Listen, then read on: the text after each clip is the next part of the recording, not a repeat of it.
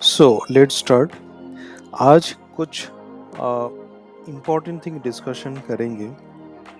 Market में हमेशा in fact मैं भी उनमें से हूँ जो मोमेंटम ट्रेड करो, ब्रेकआउट ट्रेड करो, अपने जो अर्निंग है उसको चर्न करो एंड क्या नाम है, आरएसआई यूज़ करो, मूविंग एवरेज यूज़ करो, ऑल टाइम हाई करो। तो ये सारे चीज़ें मार्केट में, यूट्यूब में हर जगह पे मिलेगा। इनफैक्ट मैं भी कई बार डालता हूँ। बट आज के डेट में आकर मुझे ये रियलाइज़ हो रहा है कि ये है चर्निंग मनी जो है अपना मेकिंग का, उसका एक चर्निंग करने का एक तरीका है। बट एक्चुअल जो मेकिंग है, एक्चुअल जो प्रोसेस है, उसके बारे में कहीं पे कुछ भी डिस्कस नहीं है। तो मुझे ये लगता है कि इसके बारे में हमें पता होना चाहिए, क्योंकि बहुत सारे लोग स्टार्टिंग में न्यू फेज़ आते हैं, उनको पता नहीं। वो स्टार्टिंग में आते ही RSI trading, divergence and Bollinger band, moving average etcetera etcetera, पता नहीं कितने सारे चीज़, कम से कम 14-15 इंडिकेटर यूज़ कर लेते हैं, अल्टीमेटली फेल हो जाते हैं। अब आपका पोर्टफोलियो जाके चेक कर लीजिए कि आप सच में 1 साल, 2 साल, 3 साल बाद प्रॉफिटेबल है या नहीं है। सबसे पहले मनी मेकिंग का जो थ्योरी है वो किसी को नहीं बताया जाता है। पहले मनी मेकिंग का थ्योरी समझो, उसके बाद चर्निंग का आइडिया आएगा। उसके बाद आप breakout trade, all time high trade, relative strength, RSI वो सारे यूज़ करो। पहले एक काइंड ऑफ एक छोटे इन्वेस्टर जैसे बनो, पैसा कुछ अर्न करो, उसके बाद आपका जो भी आपका जो सीएजीआर है उसको बढ़ाने के लिए वो जो भी आपको टेक्निकल टूल्स चाहिए या फिर जो भी शॉर्ट टर्म स्ट्रेटजीज वगैरह चाहिए उस पे चाहिए।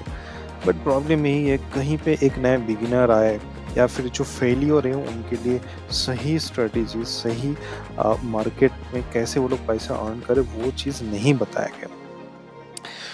तो देखिए, ट्रेडिंग का जो प्रोसेस है वो दो तरह से होना चाहिए। एक है मनी मेकिंग प्रोसेस, जब कोई नया बिगिनर आ रहा है या फिर जो फेलियर ट्रेडर इन्वेस्टर है उनके लिए एक प्रोसेस होना चाहिए। पहले उनको ये सिखाना चाहिए या फिर उनको ये समझना चाहिए कि पहले मार्केट से पैसा कैसे कमाया जाए at any cost. Market bear हो सकता है, मार्केट साइडवेज हो सकता है, बुलिश हो सकते हैं, but end of the year जाके मेरे पास अर्निंग जो है कुछ प्रॉफिट आना चाहिए। जब इसमें उनको अच्छा खासा प्रॉफिट मिल जाए, आदत हो जाए, देन अपना मेथड को बूस्ट करने के लिए अलग-अलग प्रोसेस, अलग-अलग जो भी 52 वीक हाई या फिर ब्रेकआउट या फिर भी से भी जितने सारे स्ट्रेटजी है उसको फॉलो करें। जब तक आप मनी मेकिंग प्रोसेस में मास्टरी हासिल नहीं करोगे, जब तक आप पैसा नहीं कमाओगे, जब तक यहाँ पे आपका जो अर्निंग है, आपका जब तक अर्निंग प्रॉपर ना हो, जब तक आपको ना लगे कि हाँ मेरे पास अच्छा खासा पैसा आ रहा है, तब तक आप बूस्टिंग मेथड पे मत जाइए। अब ये मनी मेकिंग प्रोसेस में क्या होना चाहिए? कोई भी नए इन्वेस्टर आए, कोई भी नए ट्रेडर आए या फिर जो भी लॉस मेकिंग है, सबसे पहले उनको वो ढूँढना है कि जो स्टॉक्स अच्छे कंपनी में इनलिस्टेड है। अब अच्छे कंपनी का मतलब क्या है? जिनके बारे में हम जानते हैं, हम जिनको हर रोज़ यूज़ करते हैं। गुड्स में होता है, जैसे हो सकता है कि ब्रिटानिया हो सकता है, डाबर हो सकता है, वर्लपूल हो सकता है। ये सारे चीज़ हम लोग हर रोज़ आँखों के सामने देखते हैं। सबको क्या है, एक दिन में अर्न करना है, तो ये पॉसिबल नहीं है। तो इसके लिए टाइम लगेगा, ठीक है? तो सबसे पहले आपको प्रोसेस फ़ॉलो करना है। आप सही रास्ते में नहीं जाके अगर आप अचानक बूस्टिंग मेथड में जाओगे, तो आपको वैसे लगेगा कि भाई मेरे पास 1000 स्टॉक्स का लिस्ट है, मैं कैसे स्टॉक्स ढूँढूँ, कैसे क्या करूँ? जिसकी वजह से आप हज़ारों स्कैनर पे जाते हैं, आपके चार्टिंग पे हज़ारों स्कैनर होंगे, बट उसमें से आप एक भी स्टॉक्स नहीं निकाल पाते हो, ठीक है? एक पहले आपके पास ब्रेड एंड बटर टाइप का कोई चीज़ हो कि हाँ, अल्टीमेटली मेरे पास साल भर में जाने कुछ पैसा है। तो जिसके बारे में हमें सबसे पहले कंपनी का पता होना चाहिए एंड वो ऐसा कंपनी होना चाहिए जो बहुत सालों से चल रहा है। ऐसा नहीं कि 2, 3, 4, 5 साल में आ रहा है। तो आपके दिमाग में ये आ गया, ऐसा कंपनी कैसे हो सकता है? जैसे देखिए डाबर, ठीक है? तो डाबर कंपनी अगर हम लोग देखेंगे, अ,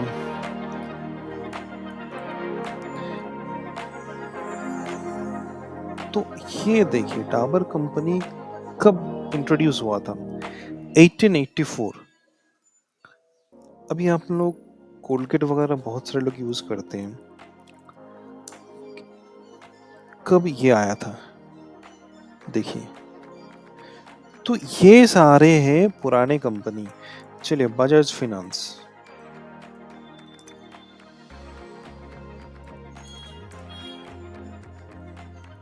ठीक है, more than 10 years, more than 10 years 15 years ago ये सारे कंपनी आ चुके हैं। तो ऐसे कंपनी में हम लोग रिलाई कर पाएंगे, क्योंकि ये सारे कंपनी इन फ्यूचर भी रहना चाहते हैं जो 10-15 साल रुके हैं। एंड आप लोग कहीं पे भी जाओगे बजाज फिनांस के बारे में सोचोगे, दुकान में जाओगे कोलगेट पामोलिन का प्रोडक्ट देखोगे, वेक्टर फूड्स देखोगे, बिस्किट का ब्रिटानिया, इधर आपका डाबर, ये सारी चीज़ आपके आंखों के सामने है। आपको ये भी पता है जो आप 15 साल भी पहले देखते थे, अगले 15 साल भी आप लोग देखेंगे। तो ऐसे कंपनी में अगर इन्वेस्ट करेंगे छोटा छोटा करके, तो तब जाकर आपको प्रॉफिट आएगा। अब जैसे इस टाइप का स्टॉक्स अगर आप ढूंढ लिए, मैं लिस्ट ऑलरेडी टेलीग्राम ग्रुप में शेयर करके रखा हूँ, आप लोग चाहे तो वहां से लिस्ट देख सकते हैं। अब देखना है कि उनका आरओसी क्या है, सेल्स कैसा है, डिप्ट है कि नहीं। इसके लिए कुछ नहीं है, सबको पता है, एक screener.in करके है, यहाँ पे आप जाइए। फॉर एग्जांपल है आपका कोलपाल या डाबर, जो मन चाहे आप देख लो। कुछ बेसिक सा चीज़ आपको देखना है कि इसका ईयरली सेल ठीक ठाक है कि नहीं। 23 में भी ठीक था, ओके फाइन, चल रहा है। अब इसको अगर हम लोग लगातार देखेंगे तो ये एक टर्टल वे में चल रहा है, मतलब ठीक ठाक धीरे धीरे धीरे चल रहा है। इसमें ऊपर नीचे कुछ ज़्यादा फॉल नहीं है कि हम लोग इसको इग्नोर करें। एंड उसका टैक्स के बाद भी अगर हम लोग रेवेन्यू देखें, बहुत अच्छा है। इनफैक्ट इनका जो टैक्स का रेशियो है कांस्टेंट है। तो मतलब ये कंपनी में कुछ ना कुछ सही हो रहा है, इसी वजह से ये है। बोरोइंग देखो 61 करोड़ 2025 में है, जिस कंपनी का सेल्स है 1958, तो उसके रेशियो में कुछ नहीं है। तो मतलब ये भी अच्छी कंपनी है। अब उसके बाद शेयर होल्डिंग में आता है, 51% खुद प्रोमोटर मतलब लेके बैठे। वो नहीं चाहेंगे अपना कंपनी लॉस हो। ए फाइव वालों ने इतना बेवकूफ़ तो होंगे नहीं, डीआई वालों भी बेवकूफ़ नहीं होंगे। तो यहाँ पे more than 70% holding strong hand में है। तो ऐसे ही कंपनी मेरे लिए अच्छा है, मैं इसमें इन्वेस्ट कर सकता हूँ। अब मेरे लिए फंडामेंटल अच्छा हो गया। बस फंडामेंटल के साथ साथ एक बार हमें ये भी देखना होगा कि इसका जो पी रेशियो है ये मीडियन के नीचे या फिर आसपास होना चाहिए जो है। एंड ये जो है आपका 5 ईयर के हिसाब से। तो फॉर एग्जांपल हम लोग कोलपाल में आ जाते हैं। अब हमको कब ये बाय करना चाहिए? जब ऑल टाइम हाई से नीचे आएगा स्टॉक्स, क्योंकि हमें ऑल टाइम हमें ब्रेकआउट ट्रेड नहीं करना है, हमें सस्ते में खरीदना है। जब स्टॉक्स, मैंने यहाँ पे 52 हाई एंड लो वीक वाला इंडिकेटर लगा के रखा ताकि मुझे पता चले कि कहाँ पे है। अभी आप लोग जितने सारे लोग इंडिकेटर या फिर जो सपोर्ट रेजिस्टेंस के बारे में सीखें, तो वो लगा के आप यहाँ पे देखिए ना कि हाँ यहाँ पे एक सपोर्ट जोन है, यहाँ पे एक अच्छा खासा सपोर्ट जोन है, मे बी यहाँ से बाउंस बैक हो सकता है। इनफैक्ट यहाँ पे हुआ भी था, अगर हम लोग देखें कुछ 14% के आसपास भी देखेगा, एक सेम जगह पे है। तो इतने सस्ते में, कितना सस्ता है आप खुद ही देख लीजिए। ये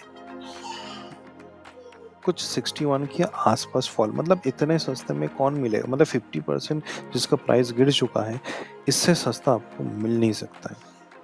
ठीक है, एक बाय एंड सेल रिकमेंडेशन है नहीं। प्रीवियसली किस हिसाब से काम किया देखा, अगर आप 52 लो के हिसाब से भी देखेंगे, एंड हाँ टाइम कंज्यूमिंग हो सकता है, बट कहीं ना कहीं आपको प्रॉफिट देके जाता है।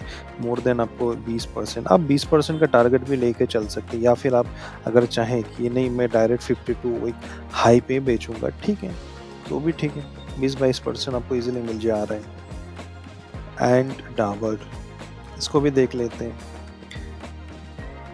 Same process. किसी ने यहाँ पे बाय किया या फिर किसी ने यहाँ पे बाय किया, जिसको 20% के आसपास चाहिए, कुछ 18-20% यहाँ पे हो जाएगा। तरीके बहुत सारे हैं, बट हमें सस्ते में खरीदना है। मेन चीज क्या है, सस्ते में खरीदना है। सिंपल इस इंडिकेटर के हिसाब से भी आप इजीली कमा सकते हैं। 52 हाई लो, बस इतना ही। इसको आप बस इंडिकेटर में प्लॉट करो, यहाँ पे खुद हाथ से भी खींच सकते हो। इट्स इनफ, ठीक है। तो ये तरीका होता है, इस हिसाब से आपको काम करना पड़ेगा। एंड ये जितने सारे कंपनी के बारे में मैंने बताया, इसको अल्टीमेटली ऊपर जाना ही है। देखो जितने बार ये नीचे है, इसका नेचर क्या है, इसका नेचर है हमेशा ऊपर जाएगा, डिस्काउंट होगा, ऊपर जाएगा, डिस्काउंट होगा। मतलब आपको सस्ते में खरीदने, मतलब जितने सारे लोग हैं उसको सस्ते में खरीदने के लिए बुलावा आता है। 42%, उसके बाद फिर से नीचे आया, बोलो मुझे खरीद लो, ऊपर गया, उसके बाद नेक्स्ट यहाँ पे नीचे आया। तो ये सारे कंपनी हमको दे के जाएगा पैसा। तो पहले पैसा बनाओ, सीखो, उसके बाद अब चर्निंग के लिए ब्रेकआउट ट्रेड, ये ट्रेड, वो ट्रेड, जो करना है करो। मैंने बहुत सारा स्ट्रेटेजी दे के रखा, बट उससे पहले पैसा कमाओ, ठीक है। अब म्यूचुअल फंड में, एफडी में इतने सारे डाल के रखते हो 5 साल 3 साल, अब यहाँ पे भी तो कुछ करो। बस यही मैं चाहता हूँ। एटलीस्ट 1 साल बाद जब आपके पास पैसा आने लगेगा, देन आप किसी और स्ट्रेटेजी में जाओ। पहले एक छोटा इन्वेस्टर बनना सीखो, पैसा कमाना सीखो। So this is the way, okay. शायद आपको लगेगा ये फर्स्ट टाइम कितने डेज में, 58 डेज में आपको ये प्रॉफिट है। यहाँ तक 170 दिन में 41%। आप खुद जाके देखिए, आप अपने 2 साल 3 साल 5 साल में कमा रहे, क्या आपको इतना रिटर्न मिल पाया कि नहीं मिल पाया, वो पहले देख लीजिए। नहीं मिल पाया, सब कुछ छोड़ छाड़ के आप इसमें आ जाइए। पहले पैसा बनाइए, मनी मेकिंग प्रोसेस में सबसे पहले जीने के लिए सीखिए, उसके बाद आप बूस्टिंग मेथड पे जाइए। ये सारी चीज़ मैं डिटेल्स में बता के रखा हूँ। एंड फंड एलोकेशन, एक स्टॉक्स में पूरा पैसा मत डालिए, जो भी है एटलीस्ट 10 से 15 पार्ट में डिवाइड करिए, उसके बाद इन्वेस्ट करिए, ठीक है। सो आई होप आपको वीडियो अच्छा लगा होगा। वॉच लिस्ट मैंने ऑलरेडी अपने टेलीग्राम ग्रुप में दे दिया। कोई भी डाउट हो, यू कैन कमेंट हियर।